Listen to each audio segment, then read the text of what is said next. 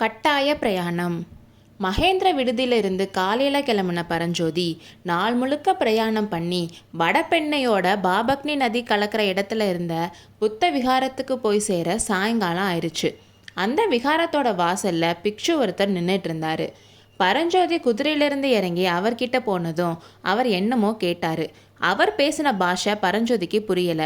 ஆனாலும் நம்ம யாருன்னு தான் கேட்குறாருன்னு அவனே கெஸ் பண்ணி தான் நாகார்ஜுனாக்கு போகிறதாவும் இங்கே தங்கி வழி கேட்டு நாகநந்தி அடிகள் போக சொன்னாருன்னு தமிழில் சொன்னான். நாகநந்தின்னு பேரை கேட்டதும் அவனை சைகையால் இங்கேயே இருன்னு சொல்லிட்டு பிக்ஷு உள்ளே போனார். கொஞ்ச நேரம் கழித்து திரும்பி வந்து பரஞ்சோதியை உள்ளே கூட்டிகிட்டு போனார். அந்த புத்த விகாரம் காஞ்சியில் பார்த்த மாதிரி கல்லோ மரமோ வச்சு கட்டாமல் குன்றுலையே குடைஞ்சு கட்டியிருந்தாங்க. பாறையிலே செஞ்ச பெரிய புத்தர் சிலை இருந்துச்சு. பிக்ஷுக்கள் தங்குறதுக்கு குகையிலேயே குட்டி குட்டி ரூமாக குடஞ்சிருந்தாங்க. ஒரு கார்னரில் படிக்கட்டு இருந்துச்சு. அதில் பரஞ்சோதியை கூட்டிகிட்டு போனார் அந்த பிக்ஷு. மேலேயும் கீழே இருந்த மாதிரியே குட்டி குட்டியாக ரூம்ஸ் இருந்துச்சு. அங்கே இருந்த தலைமை பிக்ஷு கிட்ட பரஞ்சோதியை கூட்டிகிட்டு போனார். அவர் தான் அந்த விகாரத்தோட தலைமை பிக்ஷுவாக இருக்கும்னு கெஸ் பண்ணி அவருக்கு வணக்கம் சொன்னான் பரஞ்சோதி.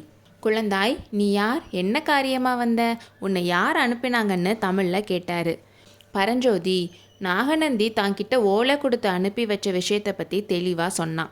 அவர் கொடுத்த ஓலை எங்கே, நான் பார்க்கலாமான்னு பிக்ஷு கேட்டார். மன்னிக்கணும், ஓலையை சத்யாச்ரயரை தவிர யார்கிட்டையும் கொடுக்கக்கூடாதுன்னு நாகநந்தியோட கட்டளைன்னு சொன்னான். சத்யாச்ரயரோட பேரை கேட்டதும் பிக்ஷு ஒரு மாதிரி சிரிச்சாரு.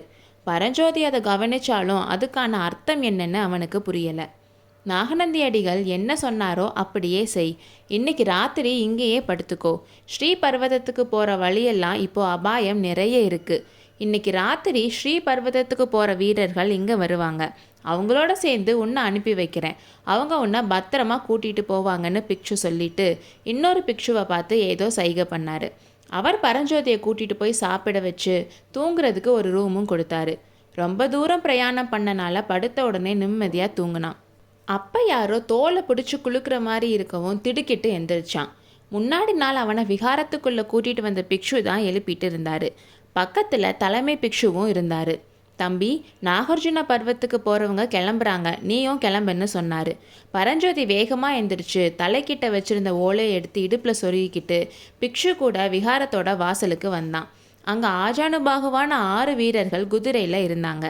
இந்த வீரர்கள் அவசர காரியமாக ஸ்ரீ பர்வதத்துக்கு போகிறாங்க. இவங்களோட போனால் குறுக்கு வழியில் சீக்கிரம் போயிடலான்னு தலைமை பிக்ஷு சொன்னார். ஏதோ காரணம் தெரியாத தயக்கத்தோட பரஞ்சோதி குதிரையில் ஏறினான்.